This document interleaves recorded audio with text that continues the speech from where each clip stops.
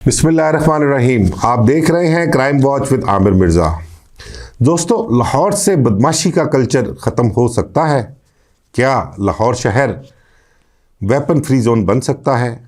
हमारी security companies की आड़ में कौन कौन से लोग जो अपनी बदमाशी कायम किए हुए हैं और कौन से ऐसे माफियाज जो रियल एस्टेट के कारोबार से जुड़े हुए हैं, वो अपने कारोबार को मंतकी अंजाम तक पहुंचाने के लिए किस तरह से इन कंपनीज के सिक्योरिटी गार्ड्स, वेपन्स और इनकी बड़ी बड़ी गाड़ियां, उसमें लैंड क्रूज़र, प्राडोज, डाले, उनको किस तरह से इस्तेमाल करते हैं? क्या इस बारे में हमारे लाहौर पुलिस के अफसरान या दीगर इदारे जो हैं वो नहीं जानते?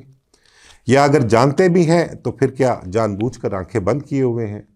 ऐसा क्यों होता है कि जब भी कोई वाक़या रूनुमा होता है तो लाहौर पुलिस समेत दीगर इदारों को भी होश आ जाती है, वो भी जाग जाते हैं और उन्हें भी ये इल्म होता है कि इन लोगों के ख़िलाफ़ कोई कार्रवाई करनी है?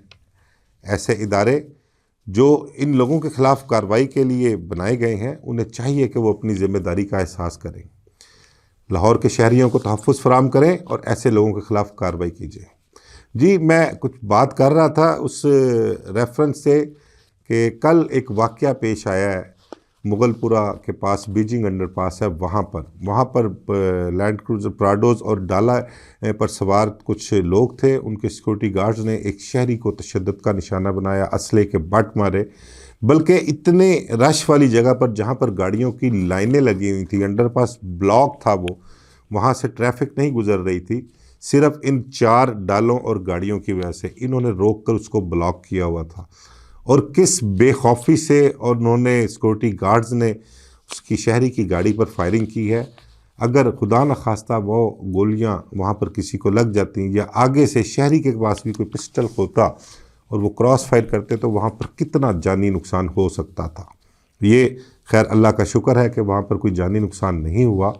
पुलिस को जब वाक़े की इतला मिलती है तो फौरी तौर पर पुलिस भी हरकत में आती है, हरकत में आकर फौरी कार्रवाई करती है, बल्कि चंद घंटे में ही कोई सीसी फुटेजेस की मदद से, गाड़ियों के नंबर्स की मदद से वो उन तक पहुंच जाते हैं। पुलिस ने कुछ वेपन्स और सिक्योरिटी गार्ड्स को गिरफ्तार कर लिया, लेकिन गाड़ी के अंदर कौन मौजूद था, वो पर्सनैलिटी कौन थी, उसके खिलाफ कोई कार्रवाई बनती है या नहीं बनती? सिक्योरिटी गार्ड्स अपनी मर्जी से गाड़ी से उतरकर उस शहरी पर तशद्दुद करते रहे या उन्हें किसी ने हुक्म दिया था गाड़ी में बैठकर? इस बारे में कुछ वाज़े पुलिस अफसरान के बयानात नहीं हैं, उनकी पोजीशन वाज़े नहीं है। अभी तक जो सूरत हाल नज़र आई है उसके मुताबिक कार्रवाई सिर्फ सिक्योरिटी गार्ड्स और सिक्योरिटी कंपनी के ख़िलाफ़ ही की जाएगी। अभी तक जो मैं देख रहा हूँ, मुझे तो यही कुछ नज़र आ रहा है। दोस्तों, इस वाक़े के बाद बल्कि मैं आपसे कुछ शेयर करूं कि लाहौर शहर में जब से असले के ख़िलाफ़ कोई मुहिम चलाई जाती है या कुछ सख्ती होती है तो बहुत से सियाने लोग जो अपने ना तो कारोबार को छोड़ सकते हैं, ना अपने बदमाशी के कल्चर को छोड़ सकते हैं, उन्होंने करते क्या है, वो सिक्योरिटी कंपनीज के साथ बातचीत करके उनके साथ माहिदा तय कर लेते हैं। उनके कोई अच्छे तगड़े जो फिज़िकली फ़िट होते हैं गार्ड्स, उनको वो माहाना तनख्वाह पर अपने पास रख लेते हैं, वेपन्स उनको अपने प्रोवाइड कर देते हैं और वो उन सिक्योरिटी कंपनीज के ज़रिए या तो वेपन सिक्योरिटी कंपनीज भी फराहम कर देती हैं उनको, अगर वो फराहम ना करें तो जो लोग उनको हायर करते हैं वो भी अपना असला उनको फराहम कर सकते हैं। लेकिन ज़्यादातर देखने में यही आया है कि वो लोग सिक्योरिटी कंपनी पर ही जिम्मेदारी डालते हैं, असलहा, गाड़ी, गार्ड्स, उसके एवज़ वो उनको पैसे पे करते हैं। तो ये मामला चल रहे हैं, बल्कि ऐसा भी देखने में बेशुमार दफ़ा आया है, बल्कि मैंने तो बेशुमार मिसालें हैं कि लाहौर शहर के जो सो कॉल्ड डॉन्स कह लें कि जो अपने आप को समझते हैं कि हमारा बदमाशी में बड़ा नाम है, लोग हमसे डरते हैं, उनके ख़िलाफ़ या उनके असलहे के ख़िलाफ़ जब भी कोई कार्रवाई शुरू की गई है तो उसके बाद भी वो अपने कामों से, अपने बिज़नेस से या कब्ज़े की प्रॉपर्टियों के कारोबार करने से वो कभी बाज नहीं आए। उसके लिए कई दफ़ा मैंने देखा है कि कुछ पुलिस अफसरान ऐसे भी हैं जो उनको उनके कारोबार में पूरी मदद फराहम करते हैं। ना सिर्फ मदद फराहम करते हैं बल्कि सरकारी गार्ड्स भी उनको फराहम करते हैं। और वो किस शक्ल में फ़राहम किए जाते हैं कि उस शख्सियत के साथ बाअसर शख्सियत अगर उसने कहीं मूव करना है, एक जगह से दूसरी जगह जाना है, तो वो पुलिस अफसर उसके साथ ही ट्रैवल करता है। और जब पुलिस अफसर ट्रैवल कर रहा है तो उसके जो भी सरकारी गार्ड्स या सरकारी गनमैन जो हैं वो उसके साथ ही मूव करते हैं। तो इस तरह से भी जो डॉन्स हैं वो उन पुलिस अफसरान के ज़रिए सहूलत जो है वो हासिल करते हैं। तो बहुत से ऐसे वाक़यात हैं। मिसाल के तौर पे अगर कहीं न किसी ने कोई शादी पर जाना है, कोई फंक्शन है, किसी को फौतगी भी है, तो वहाँ पर भी ये पुलिस अफसरान जो है उन ऐसे लोगों को अपने सरकारी गार्ड्स फराहम करते हैं और शक्ल वही होती है जो मैंने आपको बताई है। अब जो वाक़या पेश आया है बीजिंग अंडरपास पे, उसके बाद हमारी लाहौर पुलिस की आंखें खुल गईं। उसके बाद उन्हें फिर एक मरतबा याद आ गया कि लाहौर को बदमाशी कल्चर से पाक किया जाएगा, लाहौर को वेपन फ्री जोन बनाया जाएगा और डाला कल्चर लाहौर में बिल्कुल नहीं चलने दिया जाएगा। इस हवाले से पुलिस अफसरान का, बल्कि हमारे डीआईजी ऑपरेशन है फैसल कामरान, उन्होंने बड़े वाज़ेह अल्फाज में कहा है कि लाहौर शहर से जितना भी नाजायज़ असला है उसको ख़त्म किया जाएगा और जो लाइसेंसी असला है उसका भी कोई तरीक़ाकार वज़ा किया जाएगा कि उसकी रजिस्ट्रेशन पुलिस के पास किस तरह से करवाई जाएगी। और अगर कोई लाइसेंसी पिस्टल अपने पास रखता भी है तो उसको कहीं डिस्प्ले नहीं करना, उसको ओपनली लेकर नहीं फिरना, उसको गाड़ी के अंदर या कहीं भी रखना है तो उसको पोशीदा रखना है। तो इस हवाले से भी कुछ SOPs तय किए जा रहे हैं। मैं 30-31 साल हो गए हैं मुझे क्राइम रिपोर्टिंग करते हुए, इस फील्ड से पुलिस के साथ वाबस्ता हूँ, पुलिस के काम भी देख रहा हूँ। तो 20 दफ़ा इस किस्म के मामलात मैंने देखे हैं और 20 दफ़ा पुलिस अफसरान की स्टेटमेंट भी सुनी है कि इस हवाले से हम SOPs बना रहे हैं और मेरा ख्याल जब तक ज़िंदगी है ये SOPs बनते ही रहेंगे।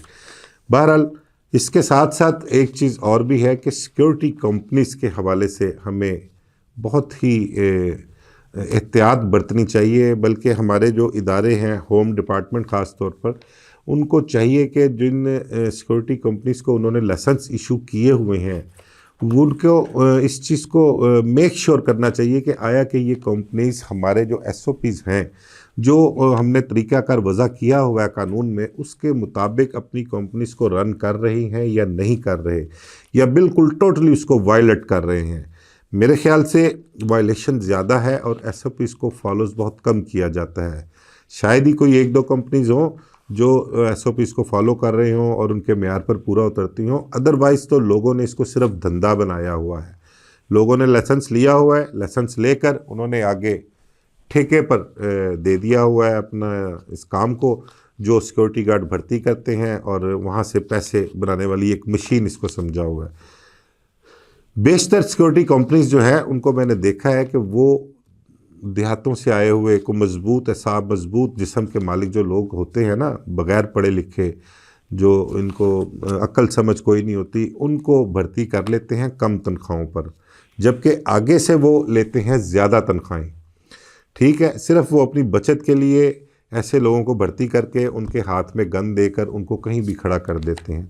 और यही वजह है कि बहुत से ऐसे वाक़यात माजी में भी रूनुमा हो चुके हैं कि जिस बंदे को, जिस शख्स को आपने गन पकड़ाई है, उसकी ना तो कोई तरबियत है, ना उसको आपने मेंटली प्रिपेयर किया होता है कि यार तुमने ड्यूटी किस तरह से करनी है, उसकी कोई ट्रेनिंग नहीं होती, बस एक गन पकड़ा दी। समटाइम तो ये भी होता है कि वो गन चलने के काबिल भी नहीं होती, और अगर कोई चलने के काबिल जो गन होती है तो फिर वो बंदा जिसकी ट्रेनिंग कोई नहीं है, जिसको समझ नहीं है, वो गन फिर चला ही देता है। और बहुत से खौफनाक वाक़यात भी इस पेश आ चुके हैं।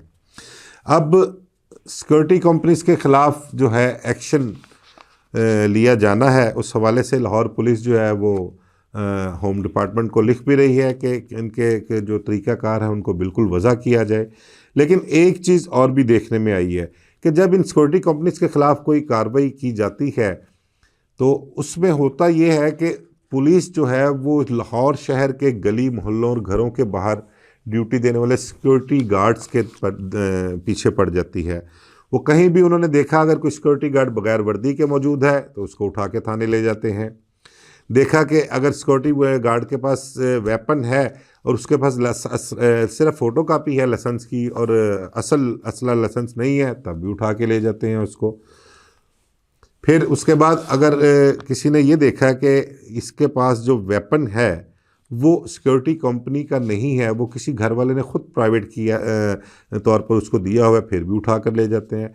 अब इन सबको जब थाने उठा कर ले जाते हैं तो घंटे 2 घंटे 4 घंटे उसको बिठा कर उसको पैसे लेके फिर छोड़ भी दिया जाता है।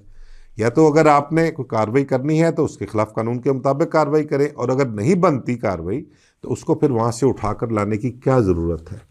बहुत से ऐसे मसाइल हैं जो कि हमारे सामने हैं, देखने में भी आ रहे हैं, लेकिन इस किस्म के वाक़यात, जो कल एक वाक़या हुआ है, उससे बचने के लिए, लाहौर शहर को वेपन फ्री जोन बनाने के लिए, बदमाशी कल्चर को ख़त्म करने के लिए हमारे जो इदारे हैं, पुलिस हैं और दीगर कानून नाफिज करने वाले इदारे हैं, उनको अपनी ड्यूटीज़ ज़िम्मेदारी से और सही तरीके से निभानी पड़ेगी। तब जाकर हम कह सकते हैं कि अगर 100% नहीं तो कम से कम 50% हम इस कल्चर को, इस लानत को शहर से ख़त्म कर सकते हैं।